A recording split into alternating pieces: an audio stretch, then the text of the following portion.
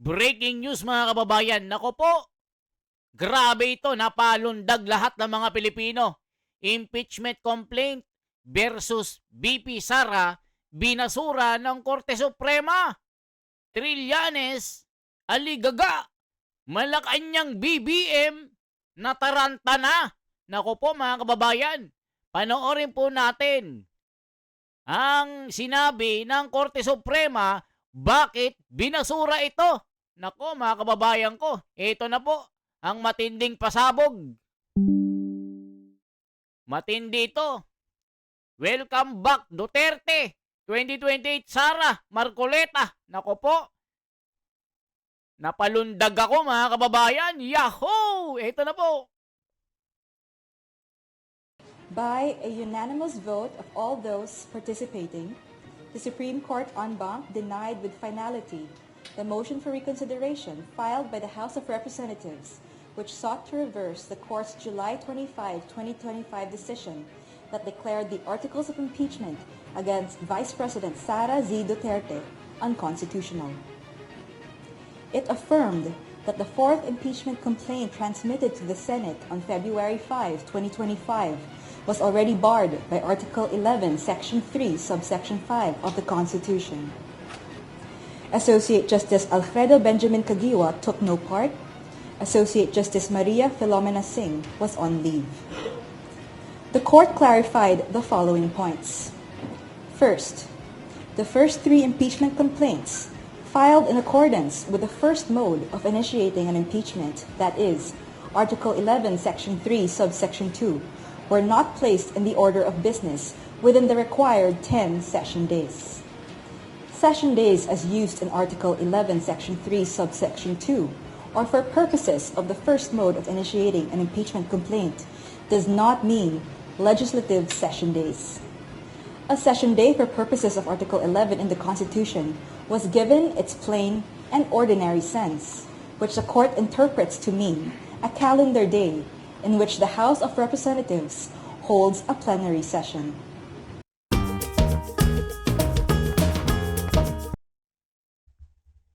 Nako, mga kababayan ko, napakatinding balita ito.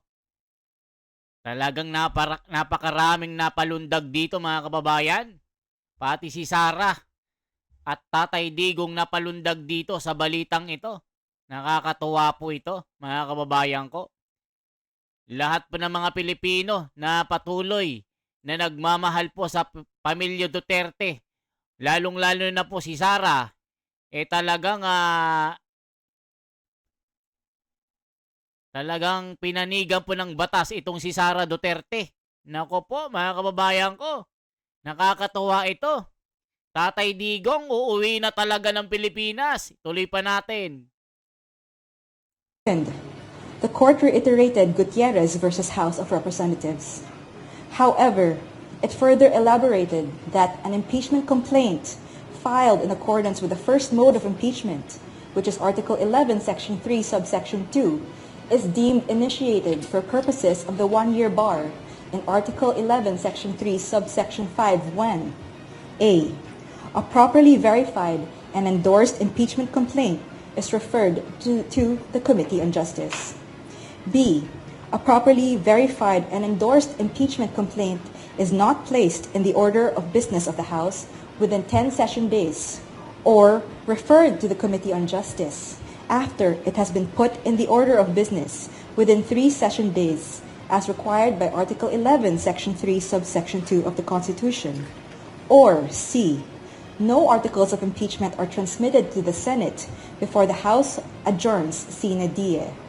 This means that the initiation of an impeachment complaint must occur during the term of Congress. Third, the Court affirmed the power of the House of Representatives to promulgate its own rules on impeachment.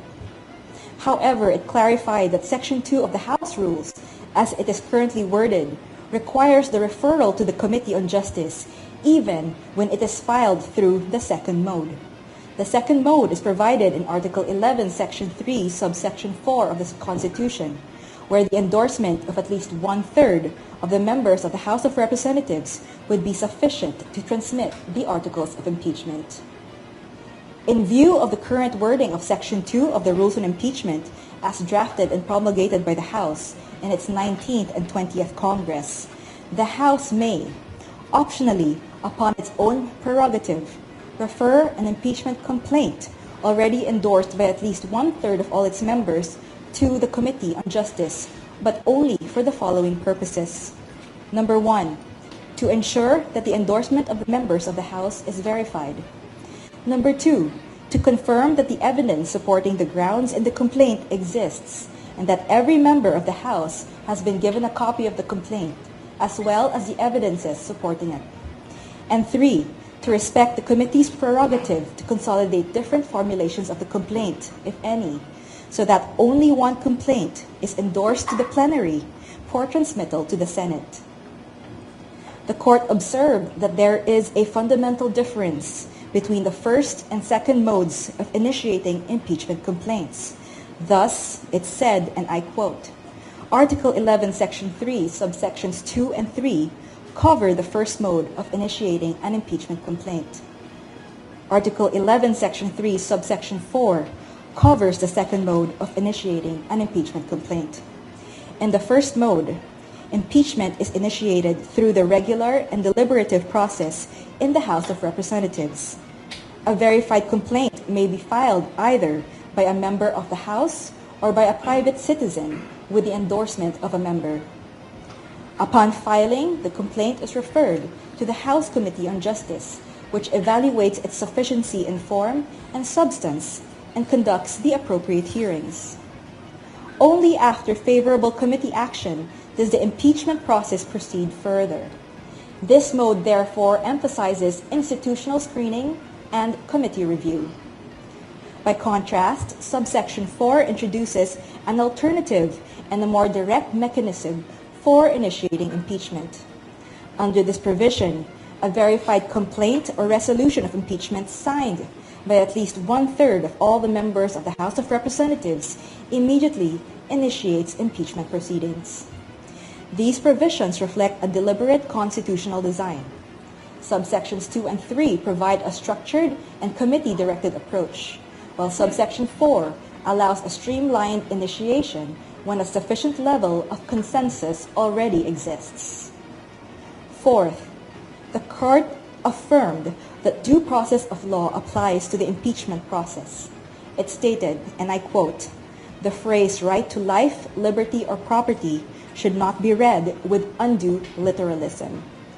It must be accorded reasonable flexibility to achieve its intent of protecting inherent and inalienable rights that could not have been exhaustively articulated at the time of its framing. The Due Process Clause embodies a fundamental constitutional commitment to reasonableness, fairness, and non-arbitrariness. It envisions that we cannot have a true democratic and republican or representative state that is arbitrary and unfair." Ayan, mga kababayan ko. Nako po. Ako, personally, mga kababayan, napalundag ako nung makita ko itong pahayag ng spokesperson ng Korte Suprema na itong inihain nila na reklamo na impeachment laban kay Vice President Sara Duterte ay nabasura na muli ng Korte Suprema dahil ito ay unconstitutional. Labag ito sa saligang batas. Nako, mga kababayan, Trillanes, De Lima, Hontiveros, sila Tito Soto, Pinky Soto. Mga kababayan, nag-iiyakan na. Yung iba, sinasabi, apila ng Kamara sa desisyon ng Korte Suprema, nag-iiyak sila, mga kababayan. Nako po, ano sinasabi ng mga komento dito? Nice, good job, Korte Suprema. Eto na, BBM next na para mapalitan na ng masakit sa mata. Politika lang kasi yan, alam naman ng mga judges na talamak na ang korupsyon. Binasura nilang impeachment ni Sara para pwede nilang ibasura ang impeachment ni BBM. Nako po. Supreme Court lang ata ang hindi napasok ng mga oligarko Alam niyo mga kababayan, itong Korte Suprema, talagang hindi po ito napapasok ng mga mafia. Alam niyo kung bakit? Nananaig po sa kanila yung tunay na pagtingin ng batas. Dito mo makikita mga kababayan na nakapikit ang mata, nakapiring ang mata ng Korte Suprema. Kaya dito nanaig ang batas gaya kay Senador Marcoleta dahil naiintindihan, nararamdaman ng Korte Suprema na ang nangyayari ngayon sa lipunan ay talamak ang mga korupsyon, ng mga pagnanakaw at walang nangyayari sa impeachment, sa tinatawag na flood control issue. Kaya ang Korte Suprema, mabuhay kayo. Pagpalain ang inyong pamilya, mga angkan, mga kanununuan nyo, maging kahuli-hulihan ng inyong mga angkan, ay pagpalain kayo. Kayo ang tunay na korte. Talagang kayo ay kinasangkapan ng Diyos para patunayan na ang batas ay walang kinikilingan. Pantay ang inyong pagtingin. Kaya good job sa inyo, Korte Suprema, mabuhay kayo. Lahat ng mga Pilipino ay lumulundag ngayon. At si Tatay Digong, alam natin makakauwi ito, mga kababayan ko. Nako po, eto na. Talagang ako, napalundag ako eh.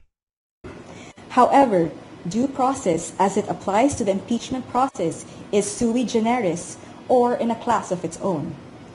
Full-blown trial happens at the Senate.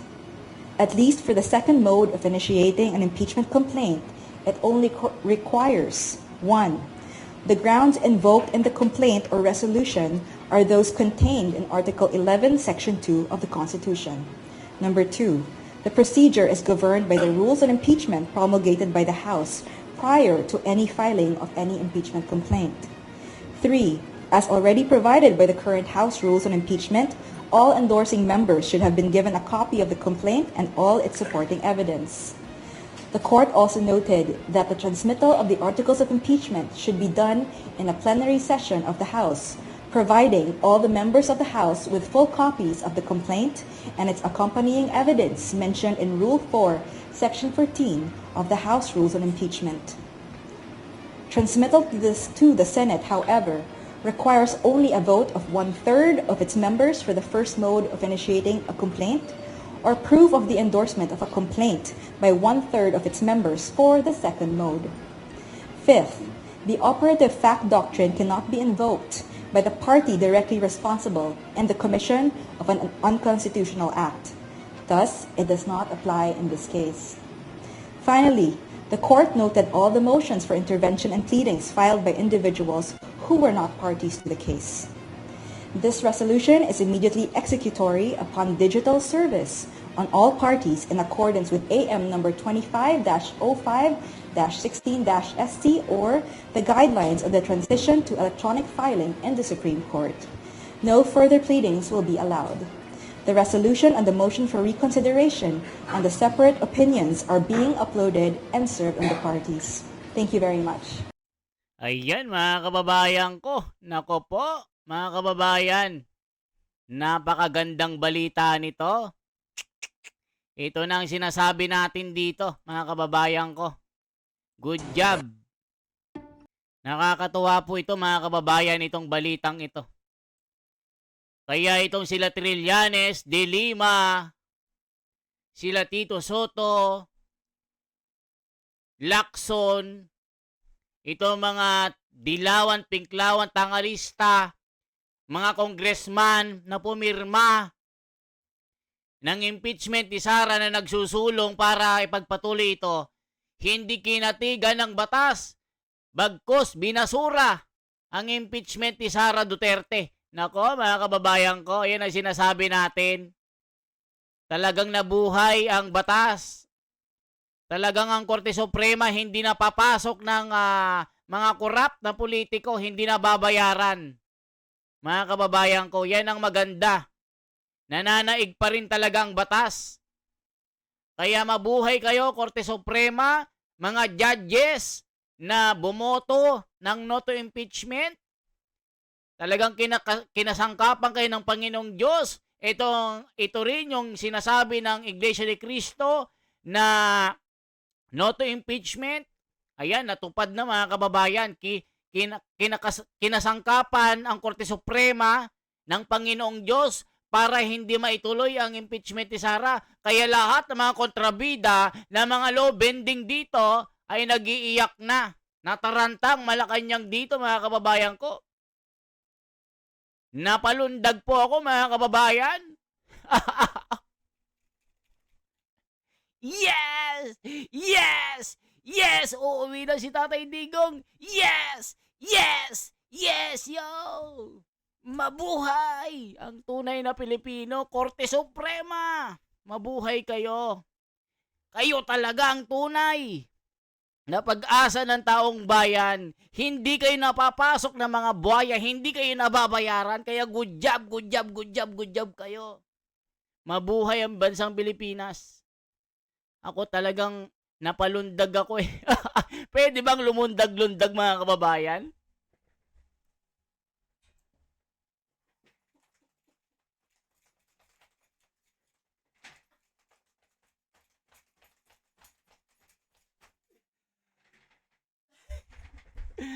Okay mga kababayan, ako masaya talaga ako dito.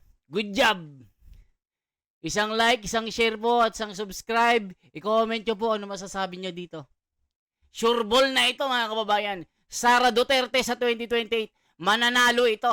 Tatay Digong, uuwi ka na, promise.